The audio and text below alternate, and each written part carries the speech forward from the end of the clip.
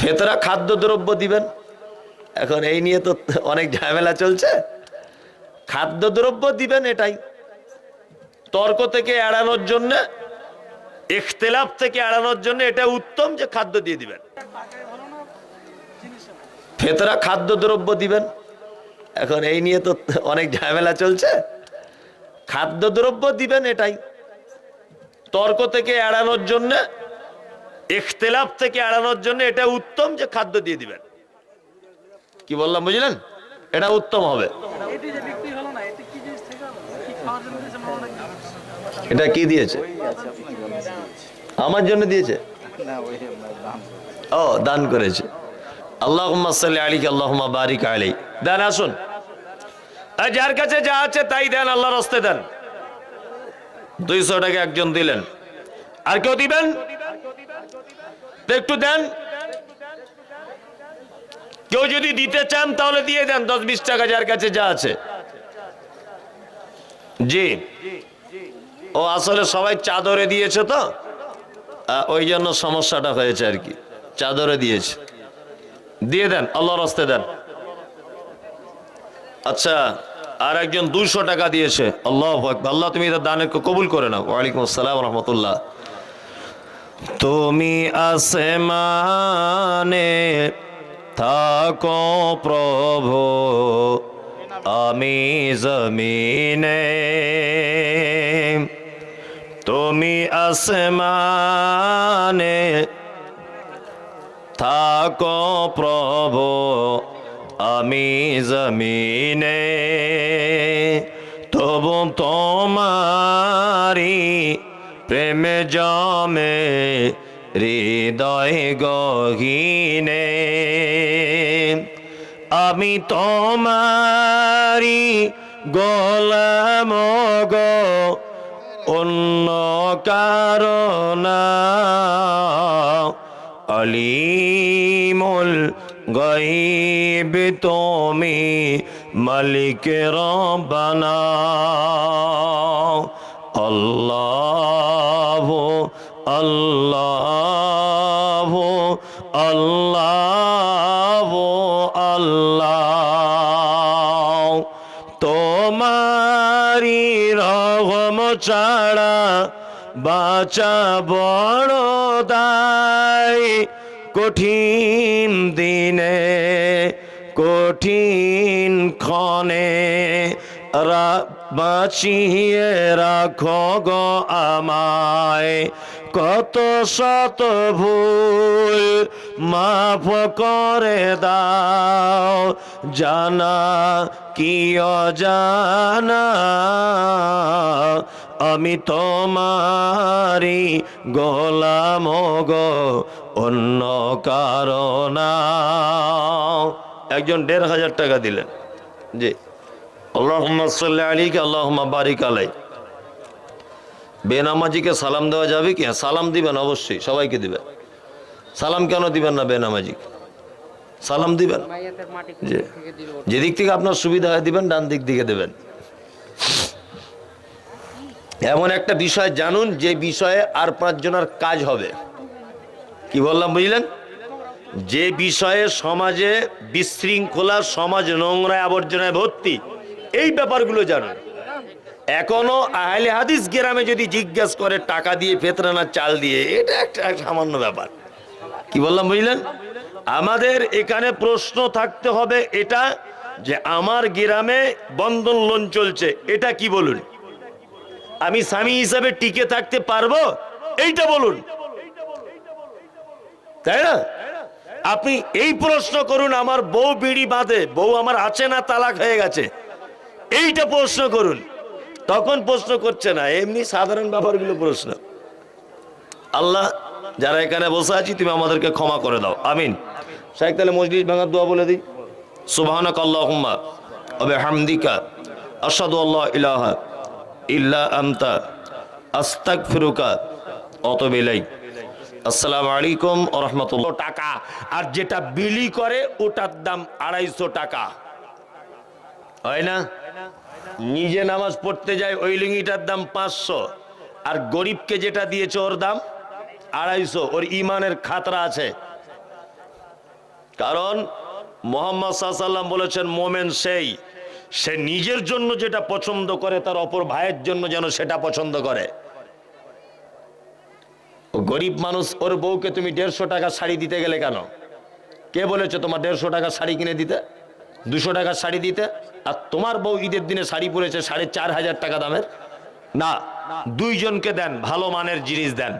একজনকে দেন, ভালো মানের জিনিস দেন। কি বললাম বুঝলেন? চলুন নাম্বার 5, তাহুজ্জাল বাইত। মুহাম্মদ সাল্লাল্লাহু আলাইহি ওয়াসাল্লাম তিনি বলছেন তোমরা কি করবে? মক্কা মদিনা থেকে ফেরত আসার মতো টাকা যদি তোমাদের কাছে থেকে যায় তাহলে তোমরা কি করবে? হজ করে নেবে। এই 5টা জিনিস সম্পর্কে ছেলেটি আল্লাহর নবীকে বলছেন, আল্লাহর নবী আমি এর বেশিও করব না, কমও কিছু করব না, আমি কি জান্নাত যেতে পারবো? বিশ্ব নবী বলছেন অবশ্যই তুমি জান্নাত যেতে পারবে। তাহলে এখানে 5টা ভালো কাজ বলে দিলাম, তাই তো? এক নম্বরে হচ্ছে সমস্ত ব্যাপারে গোলামি করতে হবে কার? আল্লাহর। দুই নম্বরে হচ্ছে আপনাকে যাকাত দিয়ে দিতে হবে। 3, ফরজ সালাত ত্যাগ করা যাবে না। 4, আপনাকে হজ করে নিতে হবে। 5 নম্বর হচ্ছে শিরিক করা যাবে না। এই 5টা কাজ যদি কোনো মানুষ বেঁচে থাকতে পারে আল্লাহ নবী সাল্লাল্লাহু আলাইহি ওয়াসাল্লাম বলছেন তুমি জান্নাত চলে যাবে। ছেলেটা বলছে আল্লাহ রাসূল আমি এর বেশিও কিছু করব না, আমি এর কমও কিছু করব না, তাহলে কি আমি কি জান্নাত যেতে পারবো? নবীজি বলছেন অবশ্যই তুমি জান্নাত যেতে পারবে।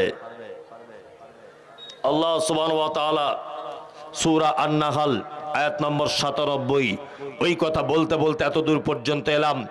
আল্লাহ সুবহানাহু ওয়া তাআলা বলছেন মান আমিলা সালিহাম মিন যাকারিন আও উনসা ওয়া হুয়া মুমিনুন ফালা নুহয়িয়ান্নাহু হায়াতান তাইয়্যিবাতান ওয়া লা নাজজিআন্নাহুম আজরাহুম বিআহসানি মা কানু ইয়ামালুন। শোনো, নারী পুরুষ যে কেউ হও, পৃথিবীতে যদি আমলে সালেহ যদি করো আল্লাহ বলছে দুনিয়াতে প্রাইজ দিয়ে দিব।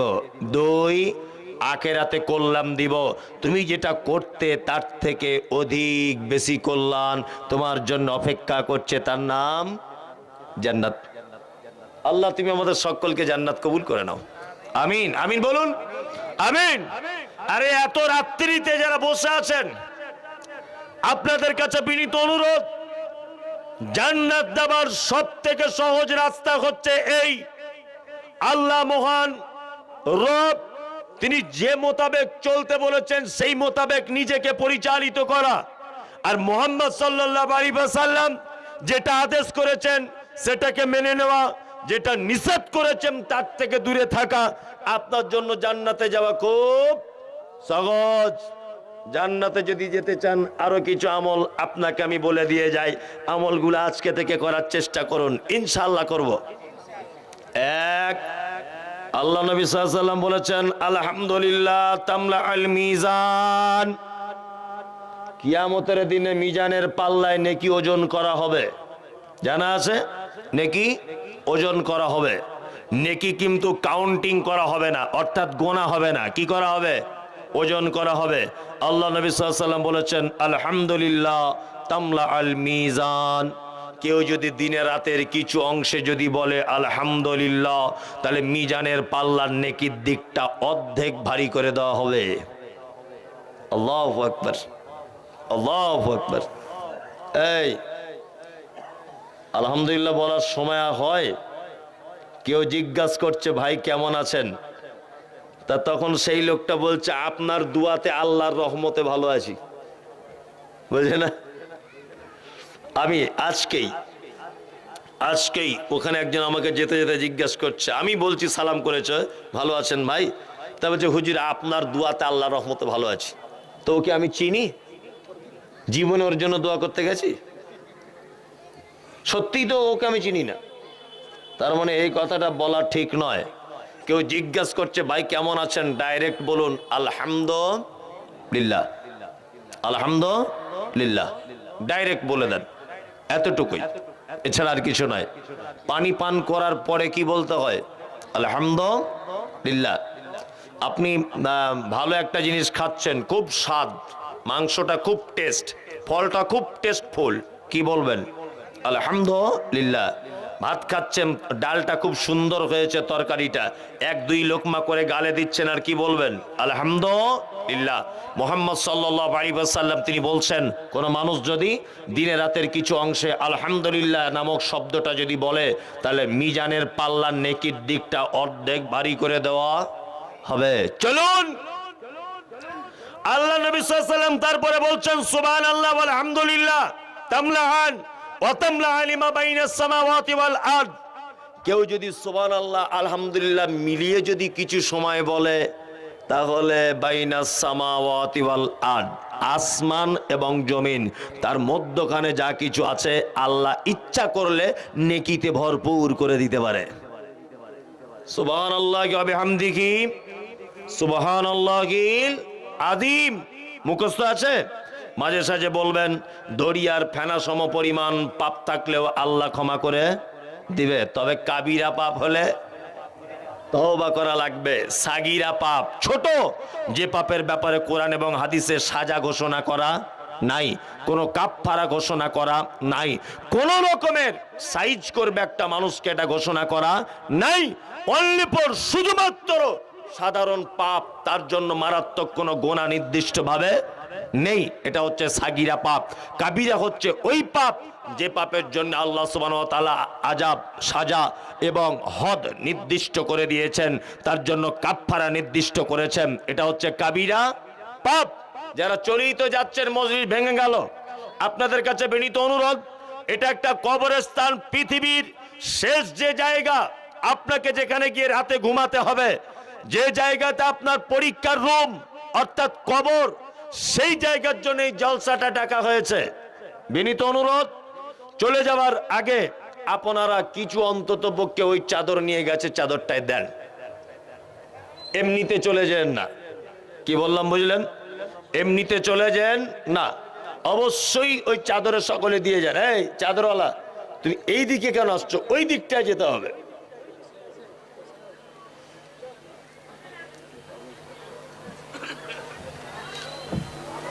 কি প্রশ্ন করেছে আপনি উত্তর দেন। বলে একজনা 1000 টাকা দিয়েছেন। আল্লাহুম্মা সাল্লি আলাইহি আল্লাহুম্মা বারিক আলাইহি। কয়েকজন প্রশ্ন করেছেন, শায়েখ আছেন, উনি প্রশ্নের উত্তর দিয়ে দিবেন ইনশাআল্লাহ। এ ভাই যারা আছেন তো কিছু দিয়ে দেন, আল্লাহর রাস্তায় দেন, সকলেই দেন। ও আল্লাহুম্মা সাল্লি আলাইহি আল্লাহুম্মা বারিক আলাইহি। 500 টাকা একজন দিলেন। বাবা মায়ের জন্য একজন দিলেন 500। ও আর একজন দিলেন 100 টাকা। দেন। কি লিখেছে এগুলো? আসসালামু আলাইকুম। এরা শায়েখের নিকট জানতে চাইছি যে অন্য জমিতে জবরদখল করে মসজিদ ও বাড়ি করলে